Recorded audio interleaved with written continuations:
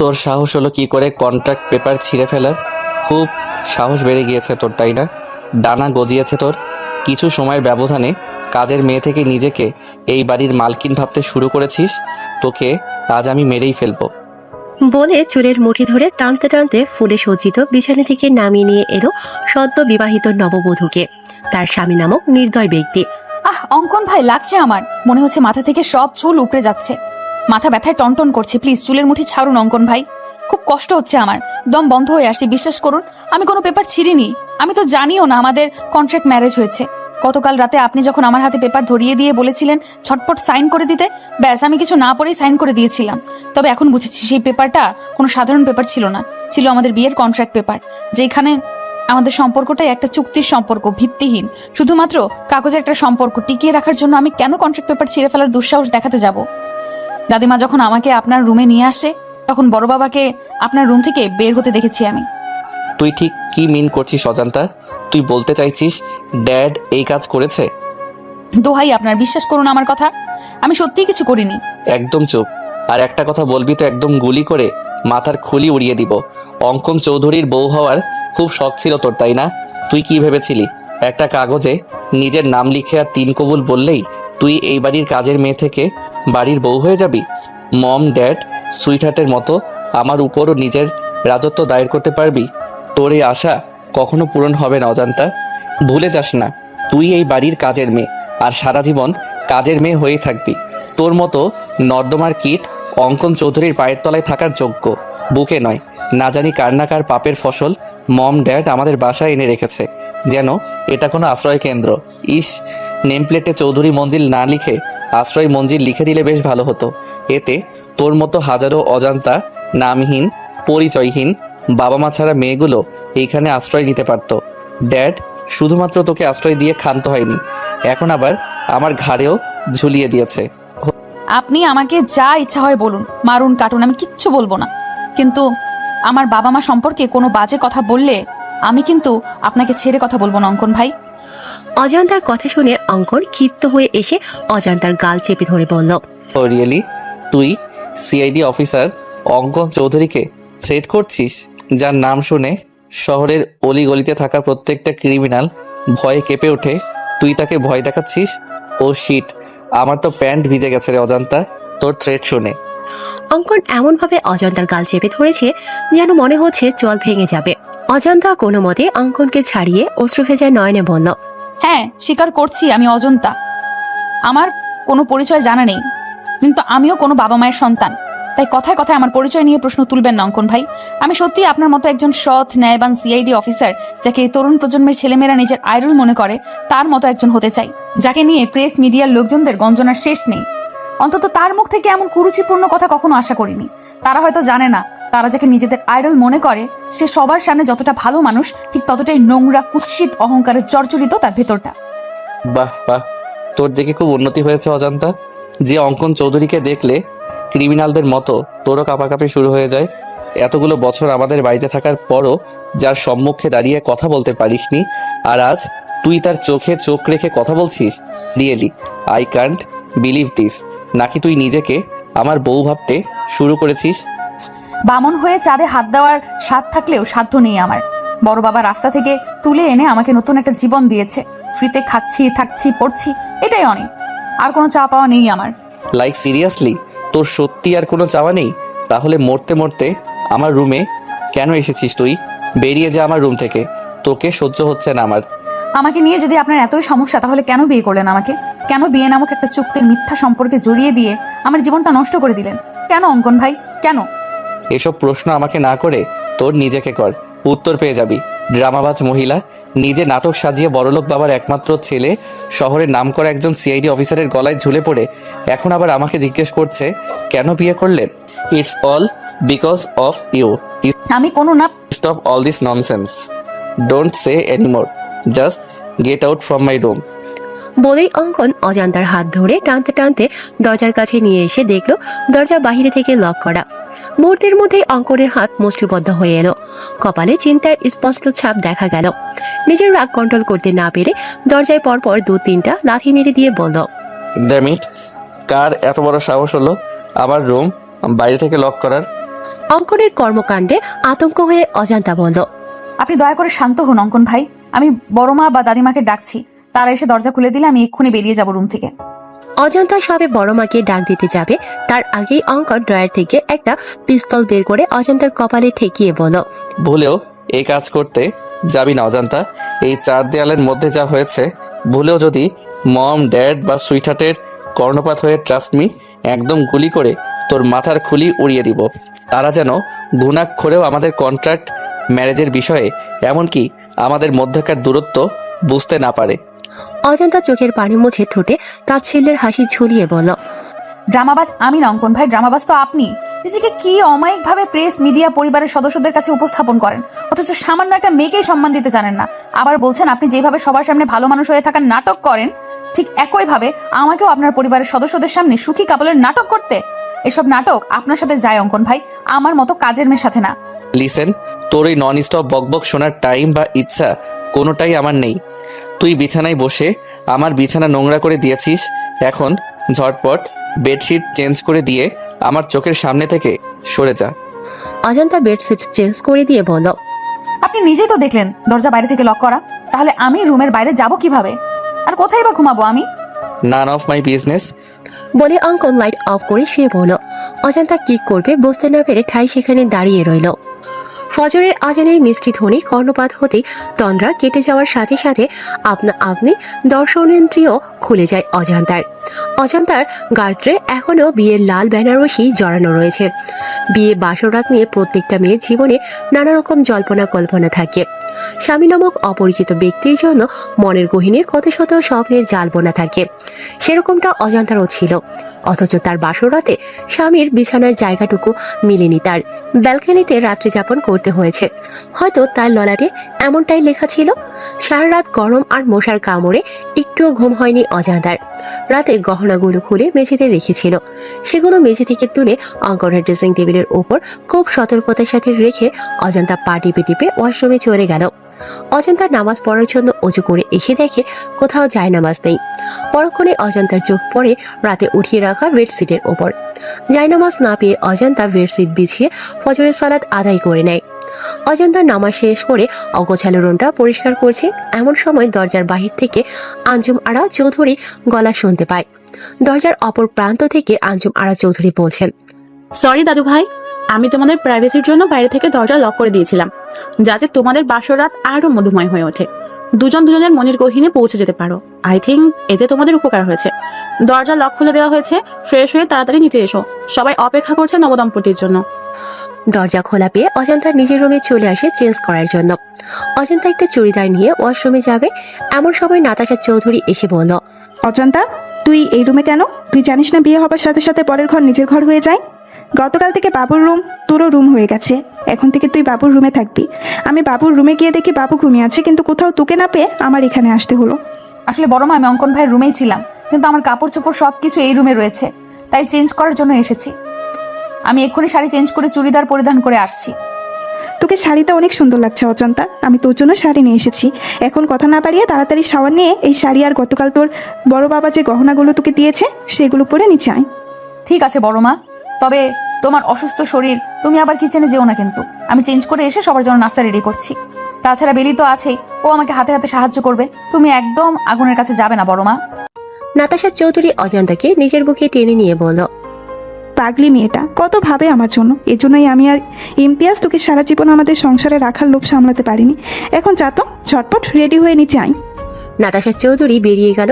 অজান্তা তার দেওয়া প্যাকেট খুলে দেখে একটা কালো আর ব্লু কালারের জামদানি, 2টা শাড়ি রয়েছে, তার সাথে প্রয়োজনীয় সবকিছু।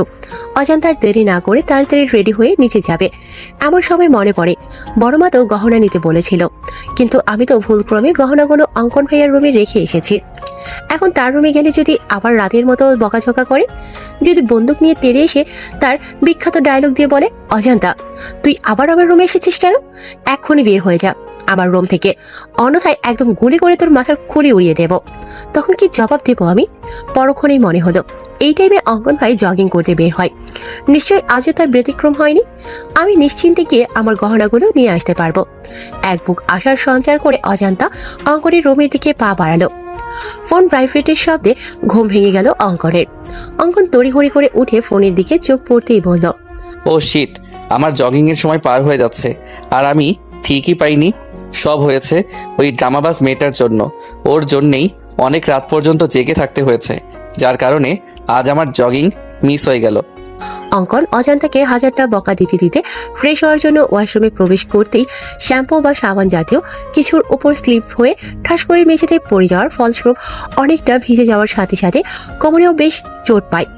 বিরক্তিতে অঙ্কন মুখ থেকে চ জাতীয় শব্দ বের করে বলল, আমি স্পষ্ট বুঝতে পারছি আমার ওয়াশরুমে কেউ এসেছিল, কিন্তু কে হতে পারে? আমার অনুমতি ব্যতীত কারো সাহস হবে না আমার রুমে প্রবেশ করার। ও মাই গড, তার মানে ওই ড্রামাবাজ নোংরা মেয়েটা আমার ওয়াশরুমেও চলে এসেছে। তোর সাহস দেখে আমি অবাক হয়ে যাচ্ছি অজান্তা। এর জন্য তোর কঠিন শাস্তি ভোগ করতে হবে। I will teach you a good lesson, mind it. একে তো তোর জন্য আজকে জগিং করতে যেতে পারিনি, এখন আবার কোমরে ব্যথা পেতে হলো, আবার ভিজেও গিয়েছি। এখন তো শাওয়ার না নিয়ে বেরো হতে পারবো না, কিন্তু টাওয়েল তো আনিনি। অঙ্কন তাওয়াল নিতে আসবে এমন সময় রুম থেকে কারো পায়ের শব্দ শুনতে পেল। অঙ্কন ভাবছে নিশ্চয়ই সুইটহার্ট এসেছে। সে ওয়াশরুম থেকে হাঁক ছেড়ে বলল, সুইটহার্ট মাই ডার্লিং, আমার টাওয়েলটা একটু দিয়ে যাও তো। অজান্তা ভেবেছিল অঙ্কন ভাই নিশ্চয়ই রুমে থাকবে না। এই আশায় তার গহনাগুলো নেয়ার উদ্দেশ্যে অঙ্কনের রুমে এসে হাজির হয়েছিল, কিন্তু ওয়াশরুম থেকে তীব্র আওয়াজ শুনে বুঝতে পারে তার ধারণা ভুল। সে হাড়ে হাড়ে টের পাচ্ছে, যেখানে বাঘের ভয় সেখানেই সন্দেহ হয়। এই প্রবাদটার মানে অজান্তা তড়িঘড়ি করে গহনাগুলো নিয়ে রুম থেকে বের হতে যাবে, তার আগে আবারও শুনতে পায়, সুইটহার্ট, কোথায় গেলে তুমি? দাও না আমার টাওয়েলটা। আমার কিন্তু শুধুমাত্র একটা হাফ প্যান্ট পরা। তুমি কি চাচ্ছ আমি হাফ প্যান্ট পরে তোমার সামনে আসি? তুমি টাওয়েল না দিলে আমি সত্যি সত্যি এই অবস্থায় তোমার সামনে চলে আসব। অজান্তা এদিক সেদিক তাকিয়ে বলল, দূর, কি মুসিবতে পড়ে গেলাম। এখন কি করব আমি? আমার কি তাকে সাহায্য করা উচিত? তাছাড়া অঙ্কন ভাই মনে করেছে রুমে তার সুইটহার্ট এসেছে, তাই আমি যদি টাওয়াল দিয়ে আসি তাহলে সে ভাববে সুইটহার্টই দিয়েছে। অজান্তা আকাশ কুসুম চিন্তা করে তাওয়াল নিয়ে দরজায় নক করল।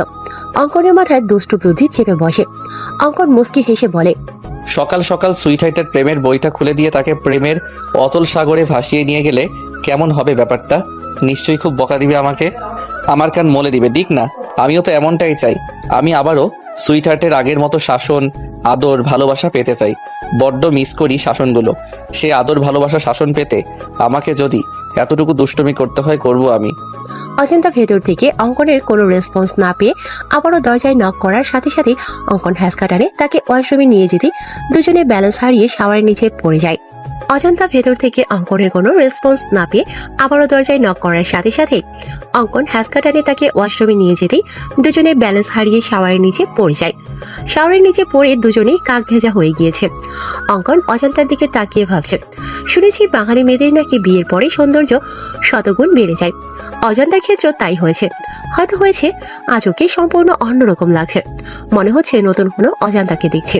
কিন্তু কেন? তখনই অঙ্কনের চোখ যায় অজান্তার নোজপিনের দিকে। অঙ্কন বুঝতে পারে অজান্তার সৌন্দর্যের বৃদ্ধির কারণ তার নোজপিন, যা এতদিন তার নাকে ছিল না। হঠাৎ করে নাক ফুল পড়েছে, যার কারণে তাকে সম্পূর্ণ অন্যরকম লাগছে। পরক্ষণে অঙ্কন কি হচ্ছে বুঝতে পেরে তড়িঘড়ি করে অজান্তার ওপর থেকে উঠে অজান্তাকে বলল, হাউ ডেয়ার ইউ! তোর সাহস হলো কি করে পারমিশন ছাড়া আমার রুমে প্রবেশ করার? নাকি আমার হাতে মরার স্বাদ জেগেছে তোর? দিব নাকি গুলি করে মাথার খুলি উড়িয়ে? অজান্তা মনে মনে বলল, দাদিমা সব সময় একটা কথা বলে, নরম মাটিতে নাকি কেঁচো লাগে বেশি। তাই আমি যত অঙ্কন ভাইয়ের সামনে দুর্বলতা প্রকাশ করব, অঙ্কন ভাই তত আমাকে আঘাত করবে, অপমান করবে, যেমনটা গতকাল রাতে করেছিল। অজান্তা নিজেকে সংযত করে বলল, আমি ইচ্ছে করে এসেছি নাকি? আপনি নিজেই বারবার টাওয়াল চাচ্ছিলেন, তাই বাধ্য হয়ে আমার আসতে হয়েছে। তুই কি সুইটহার্ট? আমি সুইটহার্টকে টাওয়েল দেওয়ার জন্য ডেকেছি, তোকে নয়। আমি তো আপনার উপকার করতে এসেছিলাম, কিন্তু আপনি যে আমার হাত ধরে টেনে ভেতরে নিয়ে আসলেন, আমাকে ভিজিয়ে দিলেন, এই বেলায় কিছুই না। আর আমি কিছু বলতে গেলেই আপনার সেই চিরচেনা এক ডায়লগ দিবেন, একদম গুলি করে মাথার খুলি উড়িয়ে দিব। বলি কি, এ পর্যন্ত কয়টা মানুষের গুলি করে মাথার খুলি উড়িয়ে দিয়েছেন? তোর সাহস দেখে সত্যি আমি অনেক অবাক হয়ে যাচ্ছি। এক রাতের ব্যবধানে মুখে খই ফুটতে শুরু হয়ে গিয়েছে। রাতেও তোর চোখে মুখে আমি ভয়ের স্পষ্ট ছাপ দেখতে পেয়েছি, বাট এখন সেই ভয়ের ছাপ নেই। এক রাতেই এত চেঞ্জ? আপনি বাঘ না ভাল্লুক যে আপনাকে ভয় পেতে হবে? হ্যাঁ, আগে ভয় পেয়েছি, কারণ তখন আপনি অন্য পুরুষ ছিলেন, আর এখন আপনি বিয়ে করা বর আমার। বিয়েটা যেইভাবেই হোক হয়েছে তো।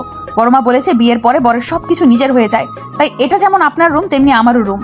আর নিজের রুমে প্রবেশ করতে যদি অনুমতি নিতে হয়, তাহলে আপনিও আমার থেকে অনুমতি নিয়ে রুমে প্রবেশ করবেন। অঙ্কন কিছু বলতে যাবে তার আগেই রুম থেকে আলিশা হাঁক ছেড়ে বলল, অজান্তা আপু, অঙ্কন ভাইয়া, তোমরা কি করছো ওয়াশরুমে? মাই গড, তোমাদের কি রুমে জায়গা কম পড়েছে যে ওয়াশরুমে গিয়ে রোমান্স করতে হচ্ছে? তোমাদের রোমান্স শেষ হলে তাড়াতাড়ি নিচে আসো, সবাই তোমাদের জন্য অপেক্ষা করছে। আলিশার সাড়া পেয়ে অজান্তা নিজের রুমে গিয়ে চেঞ্জ করে অন্য একটা শাড়ি পরে নিচে এসে দেখে সবাই ব্রেকফাস্ট না করে তাদের জন্য অপেক্ষা করছে। অজান্তা ডাইনিং টেবিলে এসে দেখে হরেক রকমের রেসিপির রান্না হয়েছে, যার মোমো গন্ধে পুরো বাড়ি ছড়িয়ে গিয়েছে। অজান্তা মেয়েকে রাগ দেখিয়ে নাতাশা চৌধুরীকে বলল, তোমাকে বারণ করেছিলাম বড়মা কিচেনে যাবে না, তবু কেন অসুস্থ শরীর নিয়ে রান্না করতে গেলে? তাছাড়া ব্রেকফাস্টে তো ভারী কোনো খাবার খাওয়া হয় না, তাহলে আজ ঘটা করে এত আয়োজন কেন? তোকে হয়তো আমি গর্ভে ধারণ করিনি, কিন্তু সেই ছোটবেলা থেকে মায়ের আদর দিয়ে তোকে বড় করেছি। সেই ছোট্ট মেয়েটা আজ নতুন জীবনের সূচনা করেছে, তার খুশির জন্য আমার এইটুকু কষ্ট কিছুই না। সাধারণত বিয়েতে কত বড় আয়োজন করা হয়, আমরা তো সেই ধরনের কিছুই করিনি, তাই নিজেই সামান্য কিছু ট্রাই করেছি। অবশ্য আমি একা করিনি, আলিশা বেবিও সাহায্য করেছে আমাকে। অজান্তা নাতাশা চৌধুরীকে জড়িয়ে ধরে বলল, তোমাকে জড়িয়ে ধরলে কেন আমি মায়ের ফিল, আমার মায়ের গন্ধ পাই বড়মা? কেন মনে হয় তুমি আমার গর্ভধারিণী মা? তুই আমার নিজের পেটের মেয়ে, তাই হয়েছে শান্তি। এবার কথা না বাড়িয়ে তাড়াতাড়ি খেতে বস, আমি তোদের তিনজনকেই নিজের হাতে খাইয়ে দিব। কিন্তু বাবু এখনো আসছে না কেন? মম, ওই যে দেখো ভাইয়া চলে এসেছে, এখন তাড়াতাড়ি খেতে দাও তো, খুব খিদে পেয়েছে। ব্রেকফাস্টে আজ এত এত খাবার খেতে পারবো কখনো ভাবিনি। এসব কিছু হয়েছে অজান্তা আপুর জন্য। ধন্যবাদ আপু। হয়েছে, আর এত ধন্যবাদ দিতে হবে না। অঙ্কন চেয়ার টেনে আর চোখে অজান্তার দিকে তাকিয়ে বলল, সকাল সকাল ড্রামা শুরু করে দিয়েছে, ড্রামাবাজ মহিলা একটা।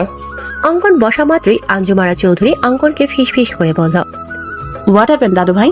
সকাল সকাল দুজনেরই চুল ভেজা, দাল মে কুছ কালা হ্যাঁ? অঙ্কন মাথা চুলকাতে চুলকাতে বলল, তুমি যেরকম ভাবছো সেরকম কিছুই হয়নি সুইটহার্ট। এরকম দিন আমিও পার করে এসেছি দাদু ভাই। চুলে পাক এমনি এমনি ধরেনি। বিয়ের পরের কয়েকটা মাস হচ্ছে মধু মাস। মধু রাজা তার মধু রানীর থেকে মধু সংগ্রহ করবে, এটাই স্বাভাবিক। এতে এত লজ্জা পাওয়ার কি আছে?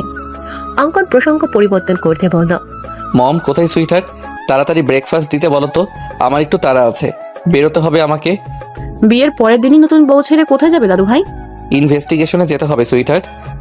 তুমি তো ছুটিতে রয়েছো, তাহলে আবার ইনভেস্টিগেশনে কেন? নতুন নতুন বিয়ে করছো, কোথায় বউকে একটু সময় দিবা, আদর আহ্লাদ করবা, তা নয়তো সেই ছুটছো ইনভেস্টিগেশনে। অন্য অফিসার তো আছে, তারা ঠিক সামলে নিবে। তোমার কাছে কোথাও যেতে হবে না। গ্রাম থেকে কিছু মেহমান আসবে, বিকালে ছোটখাটো প্রভাতের অনুষ্ঠানের আয়োজন করা হয়েছে। তুমি কোথাও যাচ্ছ না, বাস। এমনটা হয় না সুইটহার্ট, থানায় 4টা মিসিং ডায়েরি এসেছে বাচ্চা নিখোঁজ হওয়ার, যার ইনভেস্টিগেশনের সম্পূর্ণ দায়িত্ব পড়েছে আমাদের সিআইডি টিমের উপর। আর ডিপার্টমেন্টের আমি একজন সিনিয়র সিআইডি অফিসার হয়ে হাত পা গুটিয়ে বাড়ি বসে থাকতে পারি না সুইটহার্ট। একটার পর একটা বাচ্চা নিখোঁজ হচ্ছে এতিমখানা থেকে, আর আমাদের সন্দেহ এতিমখানার সাথে জড়িত কেউ এই কাজ করেছে। হয়তো সে বাচ্চা পাচারকারীদের সাথেও জড়িত, তাই আরও বাচ্চা মিসিং হওয়ার আগেই আমাদের অপরাধীদের ধরতে হবে। নাতাশা চৌধুরী কিচেন থেকে পায়েসের বাটি নিয়ে আসছিল ডাইনিং এর দিকে।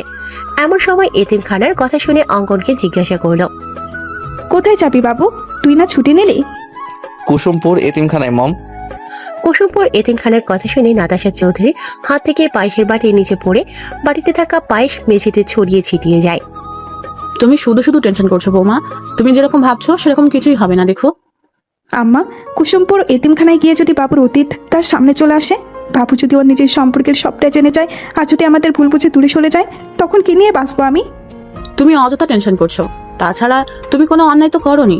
তোমার প্রয়োজন ছিল একটা সন্তানের, আর দাদু ভাইয়ের প্রয়োজন ছিল একটা পরিবার, মা বাবা। দাদু ভাই একটা পরিবার পেয়েছে, তুমি পেয়েছো একটা সন্তান। যদিও তুমি দীর্ঘ 8 বছর পরে একটা মৃত সন্তান জন্ম দিতে সক্ষম হয়েছিলে, কিন্তু সে তো আর পৃথিবীর আলো দেখতে পারেনি। না না আম্মা, আমি মৃত সন্তান জন্ম দেইনি। যদিও চেক আপ করে আমাকে বলা হয়েছিল আমার ছেলে সন্তান হবে, কিন্তু আমার স্পষ্ট মনে আছে যখন আমার জ্ঞান ছিল আমি কন্যা সন্তানের কান্নার আওয়াজ পেয়েছিলাম। অর্থাৎ আমি কন্যা সন্তানের জন্ম দিয়েছিলাম, কিন্তু যখন আমার জ্ঞান ফিরে আসে নার্স আমার কাছে একটা মৃত ছেলে সন্তান দেয় আর বলে আমি মৃত সন্তান জন্ম দিয়েছি। আমি আগেও আপনাদের বলেছি আম্মা, কিন্তু আপনারা কেউ আমার কথা বিশ্বাস করেনি, উল্টো আমাকে সন্তান হারানোর বেদনায় মানসিক রোগী বলেছেন।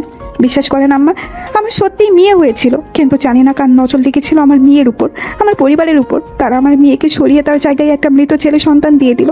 আর ইমতিয়াজও ভেবেছিল আমি হয়তো 8 বছর পর কোনো মৃত সন্তান মেনে নিতে পারিনি, তাই উল্টাপাল্টা বকেছি, যার কারণে ইমতিয়াজও আমার মেয়েটার কোনো খোঁজ করেনি। বলে কান্নায় ভেঙে পড়লেন নাতাশা চৌধুরী। এখন আর এসব বলে কি লাভ বৌমা, যা হবার হয়েছে। এখন বেশি না বকে তুমি একটু বিশ্রাম নাও।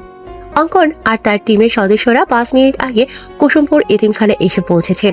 এতিমখানায় প্রায় 300-400 বাচ্চা রয়েছে, যার পরিচালনার দায়িত্ব নিয়েছেন স্থানীয় এলাকার চেয়ারম্যান রনক হোসেন এবং তার সাথে কিছু ফাউন্ডেশন যুক্ত রয়েছে, যা থেকে এতিমখানার বাচ্চাদের জন্য বিভিন্ন অনুদান আর্থিক সহায়তা প্রদান করা হয়। একে একে যখন 4টা বাচ্চা নিখোঁজ হয়ে যায়, তখন রনক হোসেন নিজে থানায় গিয়ে মিসিং ডায়েরি করে আসে। অঙ্কন এসে রনক হোসেনকে জিজ্ঞাসা করল, আচ্ছা চেয়ারম্যান সাহেব, এসব হলো কিভাবে? 4টা বাচ্চা কি একসাথে নিখোঁজ হয়েছে নাকি আলাদা আলাদাভাবে? স্যার, আমি চেয়ারম্যান মানুষ, আমার নানা কাজে ব্যস্ত থাকতে হয়। আমি শুধুমাত্র এতিমখানা পরিচালনা করি, কিন্তু বাচ্চাদের দেখাশোনা করতে রহমত চাচাকে অনেক বিশ্বস্ত একজন লোক। অনেক আগে থেকে এখানে রয়েছে, অর্থাৎ আমার আগে এতিমখানা পরিচালনা করতো আমার বাবা। রহমত চাচা তখন থেকেই এখানে রয়েছে। 2 দিন আগে রহমত চাচা আমাকে ফোন করে বলে যে রাব্বি নামের একটা ছেলেকে অনেকক্ষণ যাবৎ দেখতে পাচ্ছে না।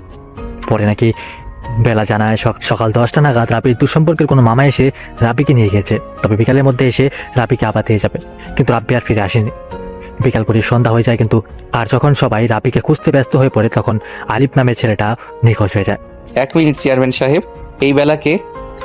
অঙ্কনের কথা শুনে পাশ থেকে একটা মধ্যবয়সী মহিলা বলে উঠল, আমি করছি সাহেব, এই বেলা 1 নাম্বারের কুটনি বেরি, একজনের কথা অন্যজনের কাছে লাগানোর কাজ। বেয়াদব একটা মহিলা, ওর মধ্যে কোনো শিক্ষা দিকে নাই, আছে খালি কুটনামি ওনার গুণ। ওর ওই কুটনামির জন্য ওর বর ওরে তালাক দিছে, তাই এখন এই এতিমখানায় এসে উঠিছে। এতিমখানার রান্ধার কাম করে ওই কুটনি বেরি।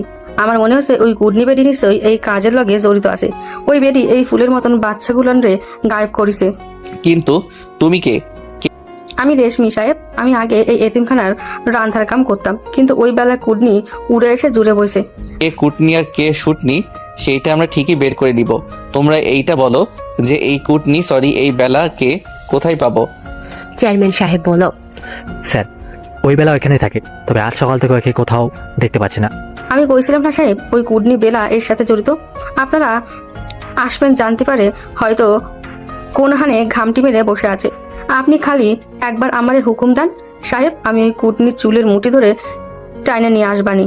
তাহলে তো তুমি নিশ্চয়ই জানো বেলা কোথায় গিয়েছে। এখন ঝটপট বলে দাও বেলা কোথায়। রেশমি আমতা আমতা করে বলল, না না সাহেব, আমি কিছু জানি না, ওই রাগের বসে এত কিছু করে ফেলেছি সাহেব। বুঝতে পেরেছি, বেলার প্রতি অনেক ক্ষোভ জমে আছে তোমার। আমার এই চোর অপবাদ দিয়ে বেলা আমার জায়গা দখল করেছে সাহেব। ক্ষোভ তো থাকারই কথাই, তবে আমি সত্যিই জানি না এই বেলা কুটনি কনে গিয়ে মরিছে। ঠিক আছে, সমস্যা নেই, আমরা ঠিক জেনে নিব।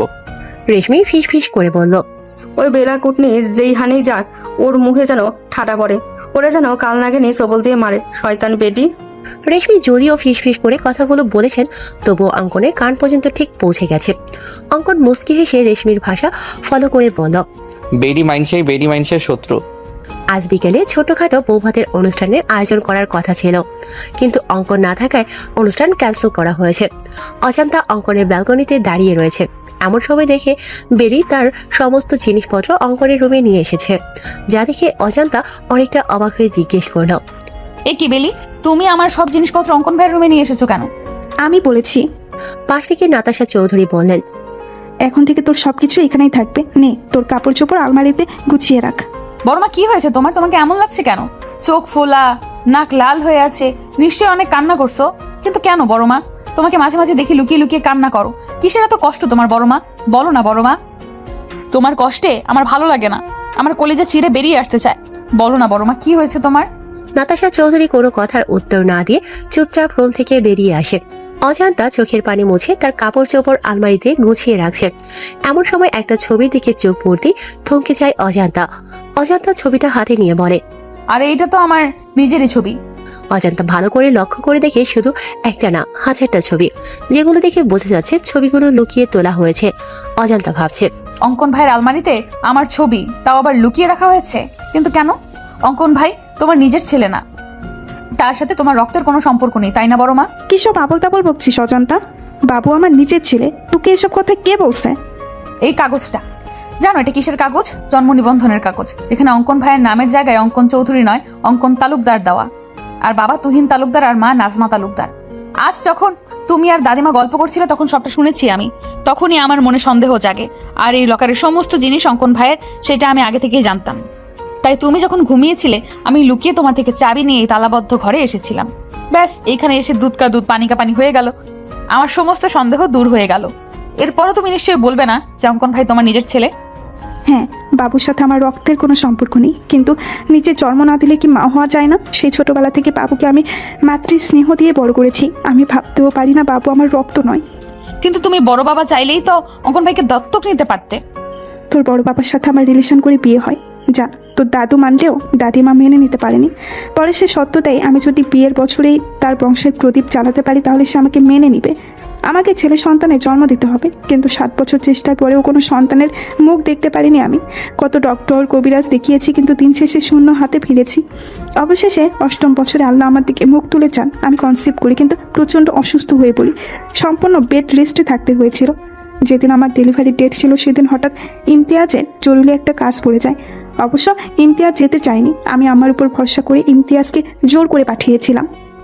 এটুকু বলেই থামলেন নাতাশা চৌধুরী। তারপর কি হলো বড় মা? আমাকে ওটিতে নেওয়া হলো। আমার মেয়ে হয়েছিল, কিন্তু আমাকে বলা হয়েছিল আমার ছেলে সন্তান হয়েছে, তবে জীবিত নয়, মৃত সন্তান। প্রচণ্ড ভেঙে পড়ি আমি। কিছুদিন পরে যখন সুস্থ হই তখন ডাক্তার জানিয়ে দেয় আমি কখনো মা হতে পারবো না।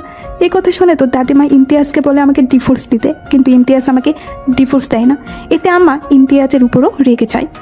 তারপর আমরা কুসুমপুরে এতিমখানায় সন্ধান পাই। সেখানে গিয়ে বাবুকে মনে ধরে আমার, আমি তাকে দত্তক নিতে চাই, কিন্তু তোর দাদিমা নিতে নারাজ ছিল। তার এক কথা, দত্তক নিলে ওই ছেলে ঠাই হবে না চৌধুরী মঞ্জিলে। আমার কথা অনুযায়ী বাবুকে দত্তক নিতে পারি না। বাবু তখন বাচ্চা ছেলে ছিল, কিছু বোঝার বয়স হয়নি তখন। ও জানে আমরাই ওর বাবা মা, কিন্তু এখানে থেমে থাকেনি। বাবুকে চৌধুরী মঞ্জিলে আনার পর এতটুকু বাচ্চাকে বারবার প্রাণে মেরে ফেলার চেষ্টা করা হয়েছে। কে বা কারা এমন করেছে আমরা বুঝতেও পারিনি। পরে অনেক চিন্তা ভাবনা করে বাবুকে কানাডা পাঠিয়ে দিই আমার বোনের কাছে। আমার বাবু বিডিতে ফেরার সময় তো তুই চৌধুরী মঞ্জিলে ছিলি। এরপরের ঘটনা তো অজানা নয়। হ্যাঁ, কিন্তু একটা বিষয় আমি কিছুতেই বুঝতে পারছি না। কোন বিষয়? স্কুল কলেজে ভর্তি হওয়ার সময় তো বিভিন্ন কাগজপত্র লাগে, সেখানে অঙ্কন ভাই তার আসল বাবা মার নাম দেখেনি? আমরা টাকা দিয়ে নকল কাগজপত্র বানিয়েছিলাম, যেখানে আমার আর তোর বড় বাবার নাম ছিল। তোর কাছে একটা অনুরোধ, তুই বাবুকে এই বিষয়ে কিচ্ছু বলবি না। কিছু কথা না হয় অজানাই থাক। তুমি চিন্তা করো না বড় মা, আমি অঙ্কন ভাইকে কখনো এই বিষয়ে কিছুই বলবো না। নাতাশা চৌধুরী অজান্তার কপালে চুমু দিয়ে বলল, রাত 11টা বেজে গিয়েছে, এখন বাবু ফিরলো না। ফোনটাও বন্ধ পড়ছে, জানি না কোথায় আছে এই ছেলেটা। তুমি শুয়ে পড়ো বড় মা, আমি আছি তো, আমি অপেক্ষা করছি অঙ্কন ভাইয়ের জন্য। ঠিক আছে, তুই খেয়ে নে, আর বাবু আসলে খাবার দিস। হ্যাঁ রে বাবা, দিব। তুমি যাও, নিশ্চিন্তে ঘুমিয়ে পড়ো। আচ্ছা, যাচ্ছি আমি। অজান্তা না খেয়ে ডাইনিং টেবিলে রাখা খাবার গুছিয়ে ফ্রিজে রেখে এসে সোফায় বসে অঙ্কনের জন্য অপেক্ষা করতে লাগলো। অপেক্ষা করতে করতে সবে অজান্তার চোখ লেগে এসেছে। এমন সময় কলিং বেল বেজে ওঠে। অজান্তার দরজা খুলে দেখে অঙ্কন এসেছে, কিন্তু তাকে অনেক বিধ্বস্ত দেখাচ্ছে। এলোমেলো চুল, গায়ে পরিধানকৃত শার্ট ও এলোমেলো লাল চোখ, মনে হচ্ছে কান্না করার ফলে এমন হয়েছে। অঙ্কন দরজার বাইরে থেকে জিজ্ঞাসা করলো, এখনো ঘুমোসনি কেন? ছি ছি ছি, অঙ্কন ভাই আপনি সিগারেট খেয়েছেন? এতটা অধপতন ঘটেছে আপনার? মাই লাইফ মাই রুলস, আমার যা খুশি তাই করব। তোর কোনো প্রবলেম আছে? আর তোর প্রবলেম থাকলেও আমার কিছু যায় আসে না।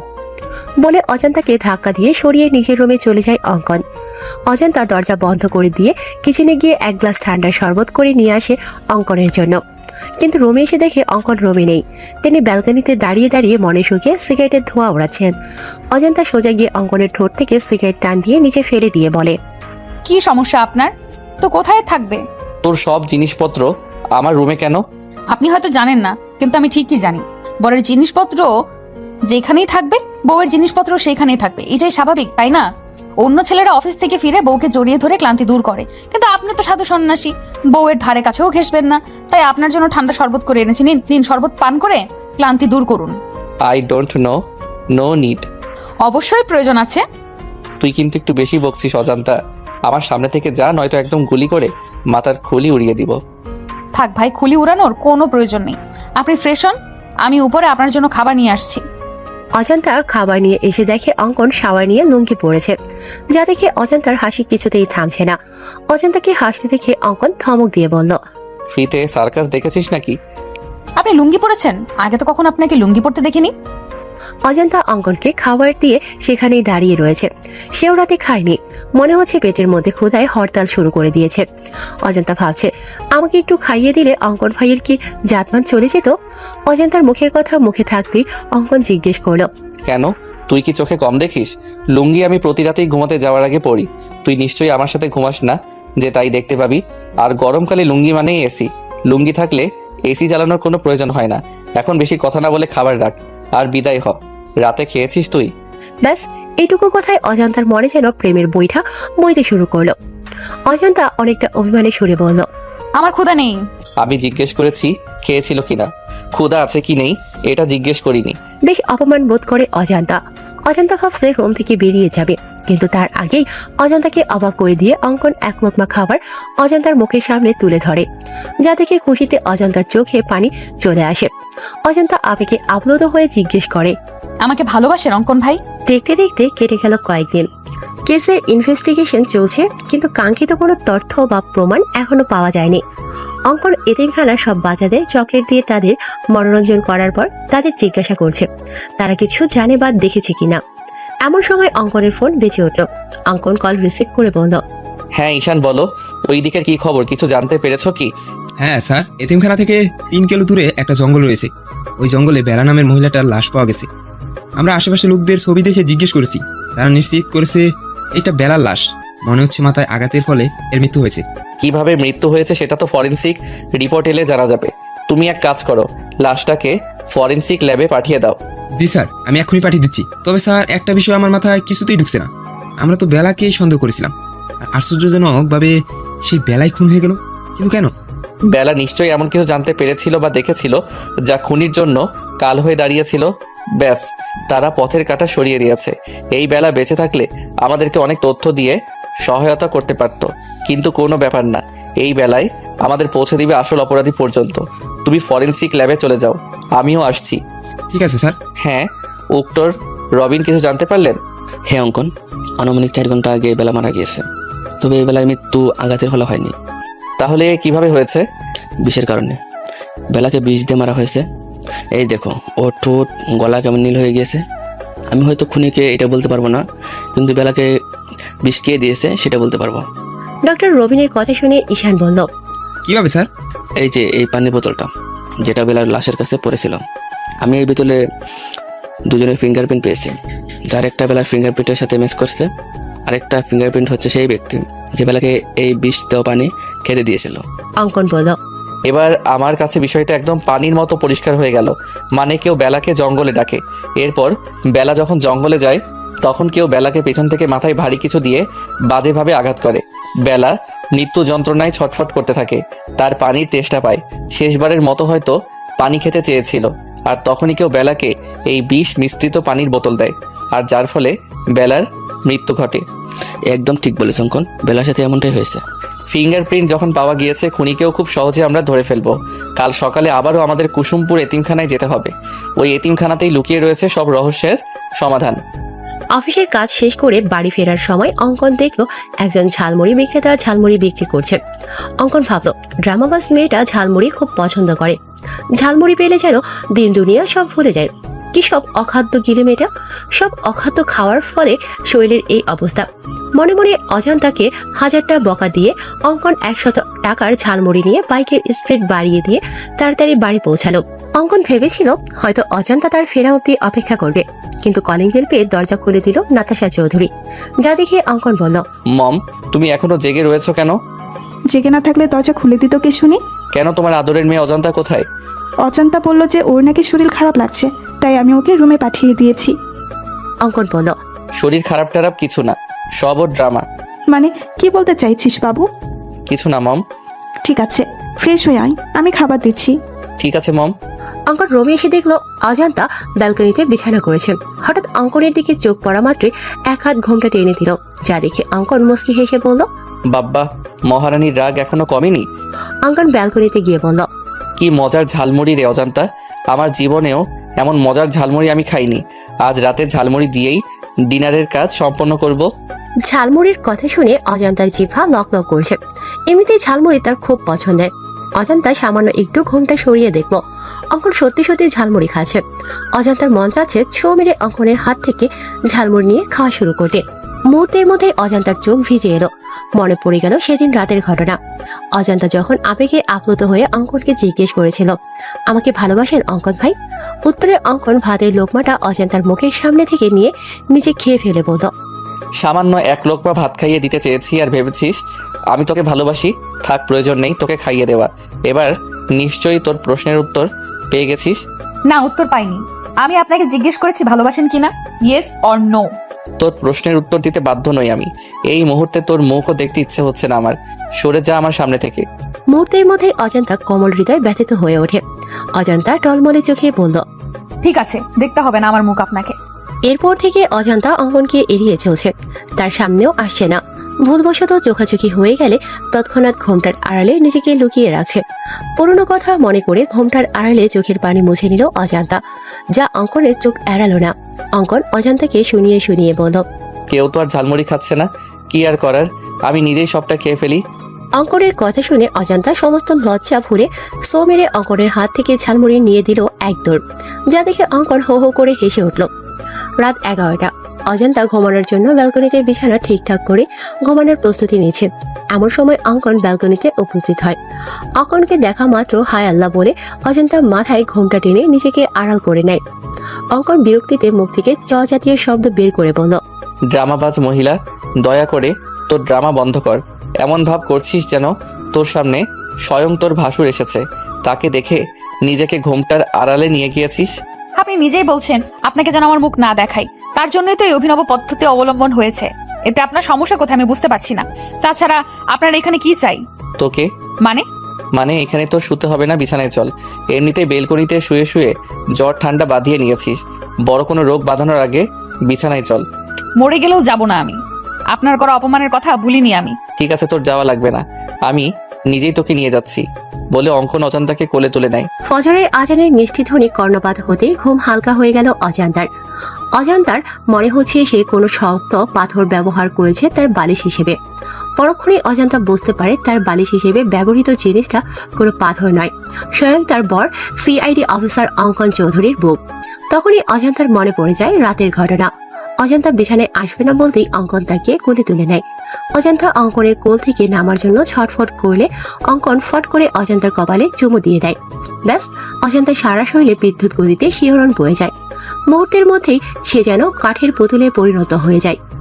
একদম বিড়াল ছানার মতো অঙ্কনের বুকে লেপ্টে পড়ে থাকে অজান্তা। অঙ্কন তাকে নিয়ে বিছানায় শুয়ে দিয়ে নিজেও তার পাশে শুয়ে পড়ে। অবশ্য শোয়ার আগে অঙ্কন মাঝখানে কোলবালিশ দিয়েছিল, কিন্তু অজান্তা দেখলো কোলবালিশ নিচে পড়ে রয়েছে, আর অজান্তা পড়ে রয়েছে অঙ্কনের বুকে। অজান্তা অঙ্কনকে ভালো করে পর্যবেক্ষণ করে বলল, ইস, আমার ব্ল্যাক ডায়মন্ডটা। আমি খুব ভালো করেই জানি ব্ল্যাক ডায়মন্ড আপনি আমাকে ভালোবাসেন। আমি খুব ভালো করেই জানি ব্ল্যাক ডায়মন্ড আপনি আমাকে ভালোবাসেন, আর সেই ভালোবাসার গভীরতা অনেক বেশি। আপনি আমার সাথে যা যা করেছেন সবটা আপনার অভিনয়। কোনো এক অজানা কারণে আপনি আমাকে দূরে সরিয়ে রেখেছেন। আমার মতো আপনারও প্রেমের বইটা অনেক আগেই খুলেছে, আর খুব শীঘ্রই আপনি নিজের মুখে বলবেন, হ্যাঁ অজন্তা, তোমার মতো আমারও প্রেমের বইটা খুলে গেছে। 7-5 ভেবে অজান্তা বিছানা ছেড়ে উঠতে যাবে, তার আগেই শাড়িতে টান পায়। অজান্তা দেখে তার শাড়ির আঁচলের কিছু অংশ অঙ্কনের পিঠের নিচে রয়েছে। অজান্তা এসে আবারও অঙ্কনকে জড়িয়ে ধরে বলে, আচ্ছা ব্ল্যাক ডায়মন্ড, আপনি কালা আমি ধলা, আমাদের পোলাপাইন কি কালা ধলার সংমিশ্রণে বেগুনি কালারের হবে? বুকের উপর ভারী কিছু অনুভব করতে অঙ্কনের ঘুম ভেঙে যায়। ঘুম ভাঙতেই দেখে অজান্তা তার বুকের উপর বিড়াল ছানার মতো লেপ্টে রয়েছে, যা দেখে অঙ্কনের ইচ্ছে হয় না অজান্তাকে জাগাতে। সে চোখ বুজে ঘুমের ভান ধরে পড়ে থাকে, কিন্তু অজান্তার আজগুবি কথা শুনে সে আর স্থির থাকতে পারে না। অঙ্কন এক ঝটকায় অজান্তাকে নিজের দিকে সরিয়ে ধমক দিয়ে বলে, what the hell are you? অঙ্কনের ধমকে অজান্তা ভয় পাওয়ার পরিবর্তে দাঁত কেলিয়ে বলে, বলেন না অঙ্কন ভাই, আমাদের পোলাপাইন কি বেগুনি কালারের হবে? এই জন্যই কথাই বলে বানরদের বেশি লাই দিতে নেই। বেশি লাই পেয়ে তারা ঠিক এইভাবে মাথায় উঠে নাচতে শুরু করে। অনেক নেচেছিস, এবার নাম আমার বিছানা থেকে। অজন্তা বিছানা থেকে নেমে ওয়াশরুমের দিকে যেতে গিয়ে ফিরে এসে অঙ্কনের দুগালে দুইটা চুমু দিয়ে বলল, আমি কখনো কারোর কাছে ঋণী থাকি না। আপনি রাতে আমাকে একটা চুমু দিয়েছিলেন, তাই এখন আমি সুদ সহ 2টা ফেরত দিলাম। হিসাব একদম বরাবর। বলে অজন্তা ওয়াশরুমে চলে গেল। অজন্তার যাওয়ার পানে তাকিয়ে অঙ্কন বলল, আমিও দেনাদার হয়ে থাকতে পছন্দ করি না। পাওনাদারকে তার পাওনা ঠিক সময় পরিশোধ করে দিতে পছন্দ করি। বলে আবারও ঘুমের রাজ্যে পাড়ি জমালো অঙ্কন। অজন্তা ফজরের নামাজ আদায় করে নিচে এসে দেখলো নাতাশা চৌধুরী কিচেনে রান্না করছে। অজন্তা অবাক হয়ে জিজ্ঞেস করলো, এ কি বড় মা, এত সকাল সকাল তুমি কিচেনে কেন? তোমার ক্ষুধা লেগেছে আমাকে বলতে পারতে, আমি নাস্তা তৈরি করে দিতাম। তুমি শুধু শুধু কষ্ট করে এত সকাল সকাল উঠতে গেলে কেন? আমাদের এক জায়গায় যেতে হবে অজান্তা, তার জন্যই সকাল সকালে রান্না বসিয়েছি। তোর দাদিমারও যাওয়ার কথা ছিল, কিন্তু ওনার নাকি হুট করে মাথা ব্যথা শুরু হয়েছে। তাই আমি আর তুই যাব। তুই দাঁড়িয়ে না থেকে আমার কাছে হাত লাগা। আবার বিকেলের মধ্যে ফিরতে হবে তো। ঠিক আছে বড় মা, বলো কি করতে হবে আমাকে? তুই ছোলার ডালটা ধুয়ে প্রেশার কুকারে দিয়ে দে। আমি লুচির জন্য ময়দা মেখে রাখি। বাবু কিছুদিন থেকে লুচি আর ছোলার ডাল খেতে চাইছে, তাই ভাবলাম আজ বাবুর পছন্দের লুচি আর নারকেল দিয়ে ছোলার ডাল করি। ঠিক আছে বড় মা, তাহলে আজকে সকালের নাস্তা একদম জমি ক্ষীর হবে। তোমার হাতে লুচি আর ছোলার ডাল, উফ, এখনই জিভে জল চলে এসে গেছে। হয়েছে হয়েছে, এত আলু দিতে হবে না। অজন্তা আর নাতাশা চৌধুরী রান্না করছে। এমন সময় সেখানে বেলি উপস্থিত হয়। বেলিকে দেখে নাতাশা অজন্তাকে বলল, তুই এখন যা, রেডি হয়ে নে। রান্না প্রায় হয়ে এসেছে, বাকিটা আমি আর বেলি করে নিচ্ছি। ঠিক আছে বড় মা। মম, সকাল সকাল সাজগোজ করে কোথাও যাচ্ছ নাকি? হ্যাঁ বাবু, তোর পিথি আন্টিকে চিনিস না? হ্যাঁ, কি হয়েছে বিথি আন্টির? ও নাকি 2 দিন আগে সিঁড়ি থেকে পড়ে গিয়ে মাথায় পায়ে বাজেভাবে আঘাত পেয়েছে। হসপিটালে ছিল, এখন নাকি একটু সুস্থ, তাই বাড়িতে রেখে ট্রিটমেন্ট করা হচ্ছে। ঠিক আছে, যাও তাহলে দেখে আসো। তোমার বান্ধবীকে? বলছিলাম কি বাবু, তুই কি গাড়ি করে যাবি? না মম, গ্রামে ছোট ছোট রাস্তা, গাড়ি যায় না, বাইকে করে যাব। কেন, কি হয়েছে মম? তোর ড্যাড গাড়ি নিয়ে বেরিয়েছে, এখন আমরা কিভাবে যাব বুঝতে পারছি না। এক কাজ করো মম, বাসে করে চলে যাও। আমিও বাসে করে যাবো ভাবছিলাম, কিন্তু অজান্তা তো বাসে জার্নি করতে পারে না। মেয়েটার মাথা ঘুরে বমি পায়, অজন্যই তো, না হলে আমার কোনো সমস্যা ছিল না। অজান্তাও যাবে? বলতেই অঙ্কনের চোখ যায় সিঁড়ি বেয়ে নেমে আসা নববধূর দিকে। ফর্সা গায়ে কালো জামদানি শাড়িটা একদম ফুটে রয়েছে। কোমর পর্যন্ত কোকড়ানো চুলগুলো যেন সমুদ্রের ঢেউ খেলে যাচ্ছে। মুখে নেই কোনো ভারী মেকআপ। মেয়েদের চোখে কাজল দিলে মায়াবী লাগে, কিন্তু এই মেয়ে কখনো কাজল পরে না। চোখে আইলাইনার আর ঠোঁটে সামান্য একটু লিপস্টিক, ব্যাস এতেই যেন তার শ্বাস পরিপূর্ণ হয়ে উঠেছে। অঙ্কনের কাছে মনে হচ্ছে সিঁড়ি দিয়ে ফুটন্ত কোনো গোলাপ নেমে আসে। অঙ্কন অজান্তার দিকে তাকিয়ে হুট করে পড়ে উঠল, মম, তোমরা বরং আমার বাইকে চলো, আমি তোমাদের ড্রপ করে দিব। অজান্তা এগিয়ে এসে বলল, আমি আপনার সাথে যাবো না ব্ল্যাক ডায়মন্ড। অঙ্কন তেড়ে এসে বলল, বেশি পাকনামি করলে একদম গুলি করে মাথার খুলি উড়িয়ে দিব। আমি বাইরে ওয়েট করছি, তাড়াতাড়ি মমকে নিয়ে আয়। অঙ্কন যাওয়ার পানে চেয়ে অজান্তা ব্যঙ্গ করে বলল, একদম গুলি করে খুলি উড়িয়ে দিব। আসিস গুলি করে খুলি উড়িয়ে দিতে, তোর লুঙ্গি পরা ছবি ভাইরাল করে দিব, হা হা হা। বিথি খন্দকার, পেশায় একজন শিক্ষিকা। তার প্রথম স্বামী অ্যাক্সিডেন্ট করে মারা যাওয়ার পর পারিবারিকভাবে রেদওয়ান নামের একজন বিশিষ্ট শিল্পপতির সাথে বিয়ে হয়। রেদওয়ানের প্রথম স্ত্রী একজন মেয়ে রয়েছে। সে একদম দু চোখে বিথিকে সহ্য করতে পারে না। 2 দিন আগে বিথি কলেজে যাওয়ার জন্য তাড়াতাড়ি করে সিঁড়ি বেয়ে নামছিল। হঠাৎ করে কোনো পিচ্ছিল জাতীয় কিছুর উপর স্লিপ করে সে পড়ে যায়, যার কারণে মাথায় ও পায়ে আঘাত পায়। বিথির ধারণা কেউ ইচ্ছাকৃতভাবে তাকে আঘাত করার জন্য এই কাজ করেছে। যদিও সে জানে এই কাজ করেছে, তবুও কিছু না বলে মুখ বুজে সবটা সহ্য করে নিয়েছে। বিথি এখন একটু সুস্থ, যার কারণে বাসায় নিয়ে আসা হয়েছে। তুলি নামের এক নার্সকে রাখা হয়েছে তার দেখভালের জন্য। তুলি তাকে মেডিসিন দিচ্ছে। এমন সময় কলিং বেল বেজে ওঠে। কলিং বেলের আওয়াজ শুনে বিথি বলল, নিশ্চয় কাজের মেয়েটা এসেছে। বিথি উঠতে গেলে তুলি বলল, আরে আরে ম্যাম, আপনি উঠছেন কেন? এখনো পরিপূর্ণভাবে সুস্থ হননি আপনি। আপনি শুয়ে থাকুন, আমি গিয়ে দেখছি কে এসেছে। তোমাকে রাখা হয়েছে আমার দেখভালের জন্য, তুমি বাসার কাজ করবে, এটা কেমন দেখায়? দেখুন ম্যাম, মানুষ মানুষের জন্য। আমি যদি এইটুকু আপনার জন্য না করতে পারি, তাহলে কেমন মানুষ আমি? ঠিক আছে, তাহলে এই খাবারটাও নিয়ে যাও। আমি আর খেতে পারছি না, তুমি বরং খাবারটা বাহিরে ডাস্টবিনে ফেলে দাও, না হলে রেদওয়ান এসে বকাঝকা করবে।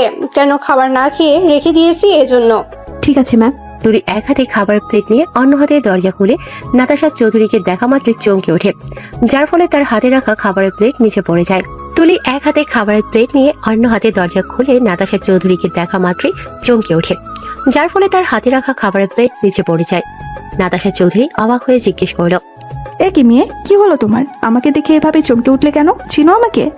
তুলি তৎক্ষণাৎ নাতাশা চৌধুরীর পা জড়িয়ে ধরে বলল, আমাকে আপনি ক্ষমা করে দিন ম্যাম, আমি আপনার সাথে অনেক বড় অন্যায় করেছি, কিন্তু কথায় আছে না, পাপ কখনো বাপকেও ছাড়ে না। আমার ক্ষেত্রে সেই রকমই হয়েছে। কখন যে আমার করা ক্ষুদ্র ক্ষুদ্র অন্যায়গুলো ধীরে ধীরে পাহাড় সমতুল্য হয়ে গিয়েছিল আমি টেরও পাইনি।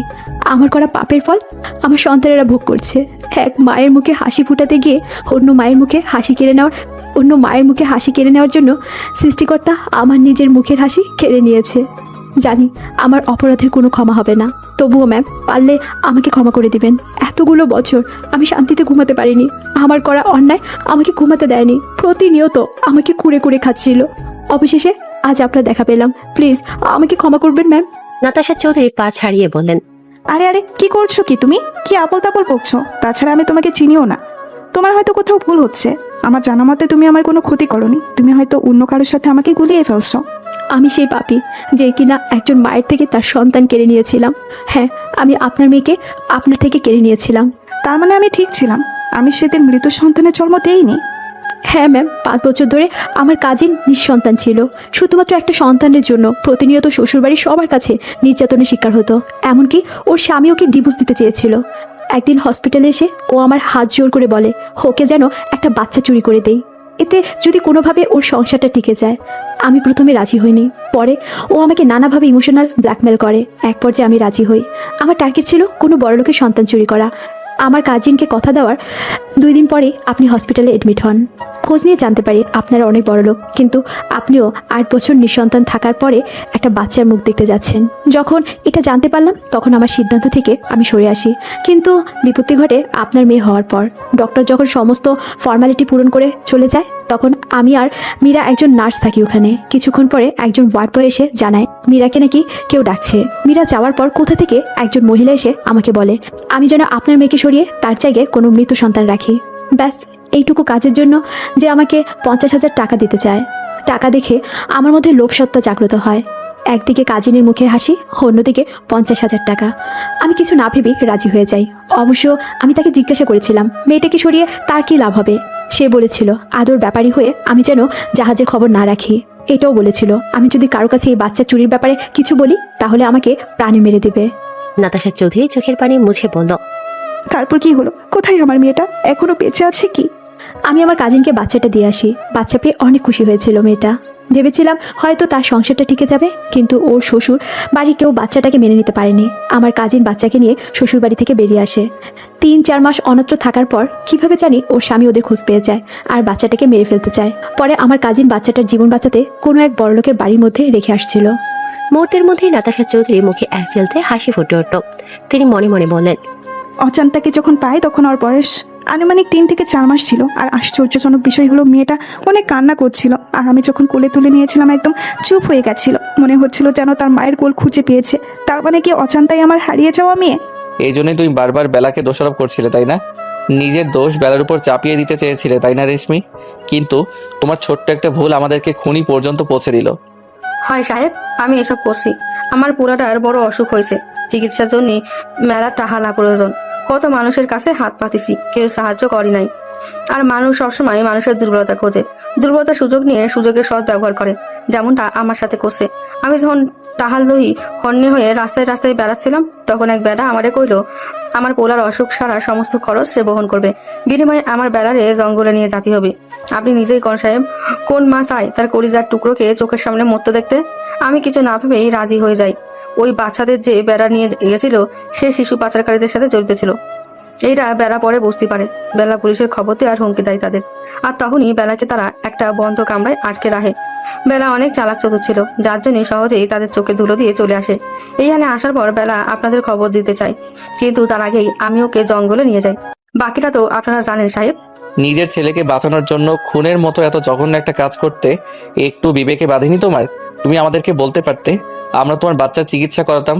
আচ্ছা, ওই লোকটা কে ছিল যে বাচ্চাদের নিয়ে গিয়েছিল? আর এসবের পিছনে কে বা কারা রয়েছে কিছু বলতে পারবে তুমি? এসবের পেছনে একজন বেডি মানুষ আছে সাহেব। তুমি শিওর? হ্যাঁ সাহেব, যে বেটা বাচ্চাদের নিয়ে গেছিল সে ফোনে করছিল মা ওইদিকে সব ঠিকঠাক আছে তো, 2-1 দিনের মধ্যেই বাচ্চাদেরকে পাচার করে দিব, আর বিনিময়ে আমরা কোটি কোটি টাকা পাবো। এই 2 দিন একটু কষ্ট করে তুমি বাচ্চাদের সামনে রাখো মা, বেটার কথা শুনে আমি বুঝতে পারছি এসবের পেছনে তার মা রয়েছে, অথবা যে রয়েছে তাকে সে মা ডাকে। মা থাকুক বা বাবা থাকুক, আমরা ঠিক তাকে ধরে ফেলবো। তবে তুমি যা করেছো এর জন্য তুমিও শাস্তি পাবে। শাস্তির জন্য প্রস্তুত হও রেশমি। মাঝরাতে কোনো কিছুর শব্দে ঘুম ভেঙে যায় অঙ্কনের। পাশে অজান্তাকে না পেয়ে অনেকটা চিন্তিত হয়ে যায় অঙ্কন। অঙ্কন নিচে এসে অজান্তাকে না পেয়ে কি মনে করে ছাদে চলে যায়। ছাদে এসে দেখে কেউ একজন ফিসফিসিয়ে কথা বলছে, যা পুরোপুরি বোঝা যাচ্ছে না। অঙ্কন বোঝার চেষ্টা করে ঠিক কি কথা হচ্ছে। অঙ্কন সামনের দিকে এগিয়ে যেতেই তার কানে বাজে, বাচ্চাদেরকে এই চৌধুরী মঞ্জিলে রাখা হয়েছে শুধুমাত্র সকালের অপেক্ষা। সকালে তাদের পাচার করে দেওয়া হবে। মুহূর্তের মধ্যেই অঙ্কনের পা থমকে যায়। অঙ্কন ভাবতে থাকে, কে হতে পারে এই মহিলা? কণ্ঠস্বর ভালো করে বুঝতে পারছি না। আমাদের বাড়িতে মহিলার সংখ্যা 4 জন, মম, অজান্তা, সুইটহার্ট আর বেলি। মম বা সুইটহার্ট এখন এই কাজ করবে না। তাছাড়া মম ড্যাড তো ঘুমোচ্ছে, সুইটহার্টও নাকি অসুস্থ। বেলি রুমও ভেতর থেকে লক করা দেখে আসলাম। একমাত্র অজান্তা রুমের বাইরে রয়েছে। ও নো, তাহলে কি এসবের পিছনে অজান্তা রয়েছে?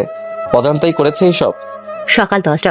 চৌধুরী মঞ্জিলে সবাই ব্রেকফাস্ট করছে। এমন সময় ইমতিয়াজ চৌধুরী অঙ্কনকে বলল, হ্যাঁ রে বাবু, কেসটা কত দূর আগালো? বাচ্চাদের কোনো খোঁজ পেয়েছিস? অনেকদিন হয়ে গেল এই কেসের ইনভেস্টিগেশন করছিস। হ্যাঁ ড্যাড, শুধু বাচ্চাদেরই খবর পাইনি, এর সাথে যারা যারা জড়িত আছে সবার খোঁজ পেয়ে গিয়েছি। তবে আজ এইখানে এই মুহূর্তে এই কেসের চ্যাপ্টার ক্লোজ হয়ে যাবে। অঙ্কনের কথা শুনে আঞ্জুমারা চৌধুরী বললেন, কি বলছো দাদু ভাই? তার মানে আসল অপরাধী এই চৌধুরী মঞ্জিলে রয়েছে? হ্যাঁ সুইটহার্ট, ড্যাড দুধ কলা দিয়ে কালসাপ পুষেছে। মানুষ গিরগিটির থেকেও ভয়ঙ্কর। এরা যে পাতায় খায় সেই পাতায় ফোঁটা করে। মানুষকে বিশ্বাস করার থেকে কুকুরকে বিশ্বাস করা ভালো, কারণ মানুষ বিশ্বাসঘাতকতা করলেও কুকুর কখনো বিশ্বাসঘাতকতা করবে না। অঙ্কনের কথার আগামাথা বুঝতে না পেরে নাতাশা চৌধুরী বলেন, তুই ঠিক কি বলতে চাইছিস বাবু? একটু ক্লিয়ার করে বলতো। মানছি তুই একজন সিআইডি অফিসার, তাই বলে তুই বাড়ির লোকদের সন্দেহ করছিস? আমাদেরকে তোর অপরাধী মনে হয়? মম, তুমি খুব ভালো করে জানো আমি কখনো প্রমাণ ছাড়া কথা বলি না। আমি যখন বলেছি আসল অপরাধী এই বাড়িতে রয়েছে, তার মানে নিশ্চয়ই প্রমাণ সঙ্গে করে নিয়ে এসেছি। তাহলে বলছিস না কেন? কে করেছে এসব? কে বা কারা এর পেছনে রয়েছে? অজান্তা। অজান্তার কথা শুনে আঞ্জুমারা চৌধুরীর মুখে হাসি ফুটে উঠল। তিনি বললেন, আমার প্রথম থেকেই এই মেয়ের উপর সন্দেহ ছিল। নিশ্চয়ই ও টাকার জন্য এসব করেছে। লোভী মেয়ে একটা। দাদু ভাই, তুমি বরং ওকে নিয়ে জেলে ভরে দাও। কত বড় সাহস! সিআইডি অফিসারের বাড়িতে থেকেই বাচ্চা পাচার করছে। না জানি আরো কি কি অপরাধের সাথে জড়িত আছে এই মেয়ে। আর কত ভালো মানুষের মুখোশ পরে থাকবে সুইটহার্ট। অনেক ভালো অভিনয় করতে পারো তুমি। অমানুষের আড়ালে দিব্যি ভালো মানুষের মুখোশ পরে রয়েছ। তোমার মুখোশ খোলার সময় এসে গিয়েছে তো। এখন ভালোই ভালো তুমি নিজের মুখটা সবটা স্বীকার করবে, নাকি আমি নিজেই? অঙ্কনের বাকি কথা শেষ হওয়ার আগেই আঞ্জুমারা চৌধুরী তোতলাতে তোতলাতে বলল, এসব তুমি কি বলছো দাদু ভাই? আমি এসব করেছি মানে? এই ইমতিয়াজ, কি বলছে এই ছেলে? মাকে অপমান করছে আর তুমি চেয়ে চেয়ে দেখছো? কেমন ছেলে তুমি? হ্যাঁ তুমি করছো সুইটহার্ট। কিভাবে পারলে এমনটা করতে? কিসে কম ছিল তোমার? আমি প্রথমে ভেবেছিলাম এই সব কিছু অজান্তা করেছে, কিন্তু যখন ছাদ থেকে নেমে আসি তখন দেখি অজান্তা কিচেনে রয়েছে। তখনই আমার মনে সন্দেহ জাগে। আমি তোমার রুমে গিয়ে দেখি তুমি নেই। বিছানায় বালিশের গায়ে কাঁথা দেওয়া রয়েছে, যাতে কেউ দেখলে মনে করে তুমি এখানে শুয়ে রয়েছো।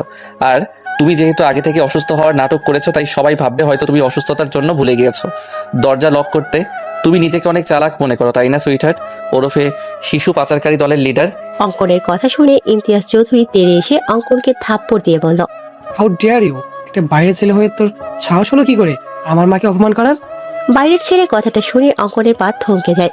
পুরুষ মানুষের নাকি কান্না করতে নেই, কিন্তু অঙ্কন হাজার চেষ্টা করেও চোখের পানি আটকাতে পারেনি। অঙ্কন নিজেকে সামলে নিয়ে বলল, হ্যাঁ স্যার, আপনি ঠিকই বলেছেন। আমি একটা বাইরের ছেলে, যা আমি আগে থেকেই জানি। তবে আপনি এটাও ভুলে যাবেন না, আমি একজন সিআইডি অফিসার। আর একজন সিআইডি অফিসারের কাজ সম্পর্কে আপনার নিশ্চয়ই ধারণা আছে। আমি যে মিথ্যা বলছি না তার প্রমাণ এখনই পেয়ে যাবেন মিস্টার ইমতিয়াজ চৌধুরী। অঙ্কন একটু দূরে গিয়ে ঈশানকে কল করে বলল, ঈশান, বাচ্চাদের নিয়ে এসো। জি স্যার। 5 মিনিট পরে ঈশান বাচ্চাদের নিয়ে এলো। বাচ্চাদের দেখে সবাই যতটা না অবাক হয়েছে, তার থেকে বেশি অবাক হয়েছে বাচ্চাদের এই চৌধুরী মঞ্জিল থেকে বের হতে দেখে। ইমতিয়াজ চৌধুরী এসে আঞ্জুমারা চৌধুরীকে বললেন, তার মানে সব সত্যি? তুমি এসব করেছো মা? আমার ভাবতেও ঘৃণা হচ্ছে। তুমি আমার মা, আমি একজন অপরাধী সন্তান। সবটা যখন জেনে গিয়েছো, তাহলে এটাও জেনে রাখো, আমি তোর মা না। মানে কি বলছো তুমি? তোমার বাবা রিকশাকের ড্রাইভার ছিল আমার স্বামী আতিকুর। একটা অ্যাক্সিডেন্টের সময় তোমার বাবাকে বাঁচাতে গিয়ে আমার স্বামী ঘটনাস্থলে মারা যায়। আতিকুরের মৃত্যুতে আমি আর আমার 10 বছরের ছেলে আব্দুল্লাহ দিশেহারা হয়ে পড়ি। ইশাক ছিল অনেক দয়ালু। সে আমাকে আর আব্দুল্লাহকে এই চৌধুরী মঞ্জিলে নিয়ে আসে। এইখানে এসে আমার রাজরানী হওয়ার স্বাদ জাগে। তোমার মাকে 2 চোখের বিষ মনে হতো আমার। আমি একদিন সুযোগ বুঝে তোমার মায়ের খাবারে ঘুমের ঔষধ মিশিয়ে দেই। আর তোমার মা ঘুমিয়ে পড়লে তাকে বালিশ চাপা দিয়ে মেরে ফ্যানের সঙ্গে ঝুলিয়ে দিয়ে আত্মহত্যার নামে চালিয়ে দেয়। আর বুদ্ধি করে তোমার মায়ের হাতের লেখা নকল করে একটা সুইসাইড নোট লিখে রাখি যে আমার মৃত্যুর জন্য কেউ দায়ী নয়। আমার স্বামীর কাছে আমার একটা অনুরোধ, আমার যেন পোস্টমর্টম করা না হয়। ব্যাস, বোকা এশাক তার প্রিয়তমা স্ত্রীর কথা রাখতে গিয়ে জানতেও চায়নি তার স্ত্রীর মৃত্যু কিভাবে হয়েছে। প্রিয়তমা স্ত্রীকে হারিয়ে এশাক অনেক ভেঙে পড়ে। আমি সেই সুযোগটা কাজে লাগিয়ে দিলাম। আমি তাকে নানাভাবে বোঝানোর চেষ্টা করলাম সে যেন সব ভুলে নতুন জীবন শুরু করে। তুমি তখন খুব ছোট। ইশাককে বললাম তোমার জন্য একটা মা প্রয়োজন, না হলে তুমি মানুষের মতো মানুষ হতে পারবে না। এতে ইশাক রাজি হয় না। ইশাক বলে দ্বিতীয় কোনো নারীকে তার জীবনে গ্রহণ করবে না। সে একাই তোমাকে বাবা মায়ের স্নেহে ভালোবাসা দিয়ে বড় করবে। পরে আমি তোমাকে ব্যবহার করি, নানাভাবে তোমাকে নিজে আঘাত করে নিজেই সারিয়ে তুলি। তোমার বাবার সামনে প্রমাণ করি আমি তোমার মা হওয়ার যোগ্য। ইশাককে অনেক বোঝানোর পর তোমার কথা ভেবে তোমার বাবা আমাকে বিয়ে করে। তারপর সুযোগ বুঝে তোমার বাবাকেও মেরে দেই আমি। ছি ছি ছি, এত নিচু তুমি! মনে হচ্ছে তোমার মুখে থুতু ছুঁড়ে মারি। তুমি পারলে এতগুলো মানুষের বিশ্বাস নিয়ে খেলতে? শুধুমাত্র তোমার জন্য আমার ছেলেটাকে আমি ভুল বুঝেছি, তাকে বাইরে ছেলে উপাধি দিয়েছি, এমনকি তাকে থাপ্পড় দিতে আমার হাত কাঁপেনি। এই মুহূর্তে আমার মনে হচ্ছে তোমাকে ফাঁসির দড়িতে ঝুলিয়ে দিতে পারলে আমার মন শান্তি লাগতো। অঙ্কন বলল, আপনি চিন্তা করবেন না স্যার, সে একজন খুনি ও পাচারকারীদের লিডার। ফাঁসির দড়ি তার জন্য বরাদ্দ রয়েছে। ও সুইটার, একটা কথা বলতে ভুলে গিয়েছিলাম, তুমি একা ফাঁসির দড়িতে ঝুলবে না। তোমার আদরের ছেলে আব্দুল্লাহ, যার জন্য এত কিছু করেছো তুমি, সে আব্দুল্লাহ তোমার সাথে ফাঁসির দড়িতে ঝুলবে। আমি আমার দোষ স্বীকার করে নিয়েছি। প্লিজ আমার ছেলেটাকে ছেড়ে দাও। ও তো কোনো খুন করেনি, ও শুধু আমার সঙ্গ দিয়েছে। ওকে প্লিজ ছেড়ে দাও। কেউ ছাড়া পাবে না। তুমি না মা? কেমন মা তুমি? মায়েরা সন্তানদের সঠিক শিক্ষা দেয়, আর তুমি নিজের হাতে অপরাধী তৈরি করছো। অপরাধ করার আগে তোমার ভাবা উচিত ছিল এর ফল কেমন হবে। এখন যাও, 14 শিকের মধ্যে গিয়ে মা ছেলে মিলে কোটি কোটি টাকার হিসাব করো। চলো সুইটার। 1 মিনিট দাদু ভাই, জীবনে কখনো ভালো কাজ করিনি আমি। পাপের সাগরে ডুবে থেকেছি, আর তার ফলস্বরূপ ফাঁসির দড়ি আমার অপেক্ষা করছে। জীবনের এই অন্তিম সময়ে এসে অন্তত একটা ভালো কাজ করে যেতে চাই। নাটক না করে যা বলার তাড়াতাড়ি বলো। আঞ্জুমারা চৌধুরী নাতাশার কাছে এসে পা জড়িয়ে ধরে বলল, আমাকে তুমি ক্ষমা করে দিও। আমি তোমার জীবন থেকে সমস্ত সুখ কেড়ে নিয়েছি। নাতাশা চৌধুরী পা ছাড়িয়ে নিয়ে বললেন, নাটক বন্ধ করুন প্লিজ। বাবু, এই মহিলাকে নিয়ে যা, আমার সহ্য হচ্ছে না এই মহিলাকে। চলে তো আমি যাবই বৌমা, তবে যাওয়ার আগে একটা কথা বলতে চাই। হ্যাঁ বলুন, আর কি কি চমক দেওয়ার বাকি আছে? এমনিতেই অনেক চমকপ্রদ কথা শুনিয়েছে, আর কিছু শোনার ইচ্ছে হচ্ছে না। তবুও শেষ ইচ্ছে বলে কথা, বলুন কি বলতে চান। অজান্তাই তোমার হারিয়ে যাওয়া মেয়ে বৌমা। এক্ষুনি কি বললেন আপনি মা? আবার বলুন। অজান্তাই তোমার হারিয়ে যাওয়া মেয়ে। তুমি সেদিন মৃত সন্তানের জন্ম দাওনি। আমি চাইনি তোমার কোনো উত্তরাধিকার পৃথিবীর আলো দেখুক। তাই তো সেদিন তুলিকে দিয়ে তোমার মেয়েকে সরিয়ে তার জায়গায় মৃত ছেলে রেখে দেই। কিন্তু তুলির কাজিন গাধাটা আর কোথাও ওকে রাখার জায়গা পায়নি, মোটে মোটেই চৌধুরী মঞ্জিলে রেখে যায়। আর তুমিও অন্যের সন্তান মনে করে নিজের সন্তানকে কোলে পিঠে বড় করো। যাই হোক, অনেক ক্ষতি করেছি তোমাদের। এখন তো আর আমি থাকছি না। আই হোপ তোমরা সুখে শান্তিতে বসবাস করতে পারবে। নাতাশা চৌধুরী এসে অজান্তাকে জড়িয়ে ধরে চোখে মুখে অজস্র চুমু দিয়ে বলল, তার মানে আমার ধারণা সঠিক ছিল, একজন মা কখনো তার সন্তান চিনতে ভুল করে না। তুই অজান্তা নোস মা, তোরও পরিচয় আছে। তুই এই চৌধুরী মঞ্জিলের একমাত্র রাজকন্যা। তুই আমার আর ইমতিয়াজের মেয়ে। বলে অজান্তাকে বুকের সাথে মিশিয়ে নিলেন নাতাশা চৌধুরী। এই জন্যই আমি তোমার গায়ে মায়ের গন্ধ পেতাম, তোমার প্রতি টান অনুভব করতাম।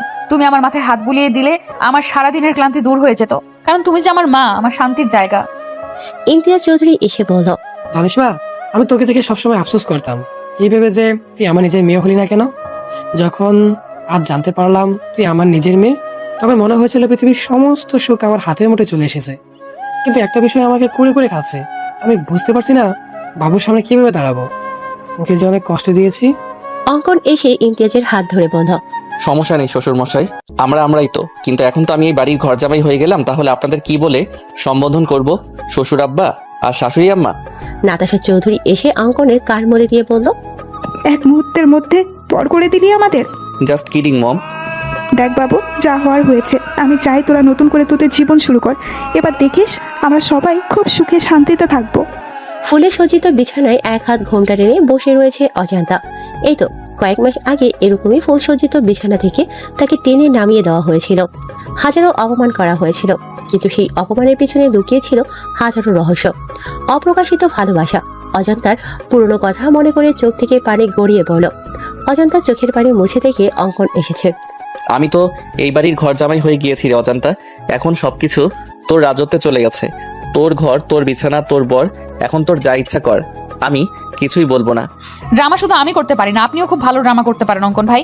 ভেতরে ভেতরে জ্বলে পুড়ে ছারখার হয়ে যাচ্ছেন, অথচ সবার সামনে কত হাসি মুখে রয়েছেন। খুব কষ্ট পেয়েছেন আপনি সত্যিটা জানার পর, তাই না অঙ্কন ভাই? আমি স্পষ্ট লক্ষ্য করেছিলাম যখন বাবা আপনাকে বাইরের ছেলে বলেছিল আপনার চোখের পানি মুছতে। এতে কষ্ট পাওয়ার কি আছে অজান্তা? আমি আগে থেকে জানতাম আমি এই পরিবারের কেউ না। কিন্তু কিভাবে? আমার ডিএনএ টেস্ট করিয়েছিলাম, কিন্তু মম বা ড্যাড কারোর সাথে ম্যাচ করেনি। সেদিন থেকেই আমি শিওর ছিলাম আমি তাদের সন্তান না।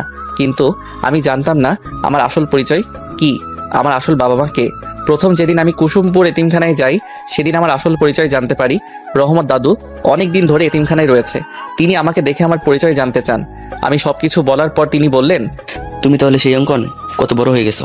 এতটুকু একটা বাচ্চা ছেলে দেখেছিলাম, আর আজ সে একজন নামকরা সিআইডি অফিসার। ব্যাস, দাদুর কথা শুনে আমার সন্দেহ বেড়ে যায়। আমি আমার নিজের ইনভেস্টিগেশনের কাজে লেগে পড়ি। খোঁজ নিয়ে জানতে পারি আমার মা জমিদার বংশের মেয়ে ছিল। তাদের বংশে প্রেম করা বা প্রেম করে বিয়ে করা নিষিদ্ধ ছিল। কিন্তু একবার কারো যদি প্রেমের বইটা খুলে যায় তাহলে প্রেম সাগরে ডুবে মরা ছাড়া আর কোনো উপায় থাকে না। ঠিক তেমনই হয়েছিল আমার মায়ের সাথে। নানু ভাইয়ের মায়ের বিয়ে ঠিক করে এলাকার চেয়ারম্যানের ছেলের সাথে। মা বিয়ের আসর থেকে পালিয়ে বাবাকে বিয়ে করে। এতে নানু ভাই আম্মুকে ত্যায্য করে দেয়। বিয়ের পর ভুলেও একটা বারের জন্য হলেও কোনো খোঁজ করেনি মায়ের। আমার বাবা একজন সেনা সদস্য ছিলেন।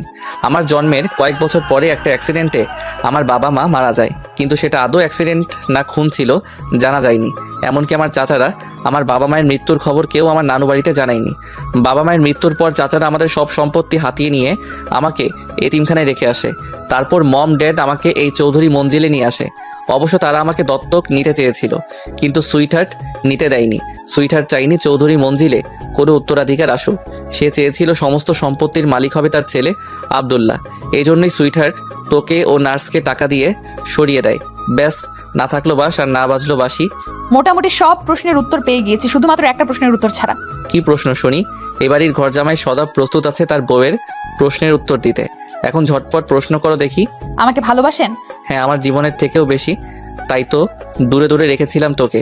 যেদিন আমি বিড়িতে ফিরে প্রথম তোকে দেখি সেদিনই আমার প্রেমের বইটা খুলে যায়। আস্তে আস্তে প্রেম সাগরে ডুবে যেতে থাকি আমি, কিন্তু আমার এই অনিশ্চিত জীবনের সাথে তোকে জড়াতে চাইনি। ভালোই যখন বাসেন তাহলে চুক্তির বিয়ে কেন করলেন?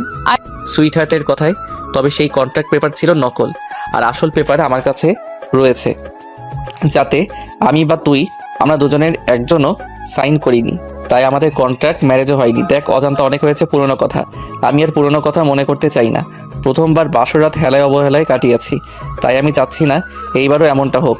আমি চাই আমাদের এই রাতটা চিরস্মরণীয় হয়ে থাকুক।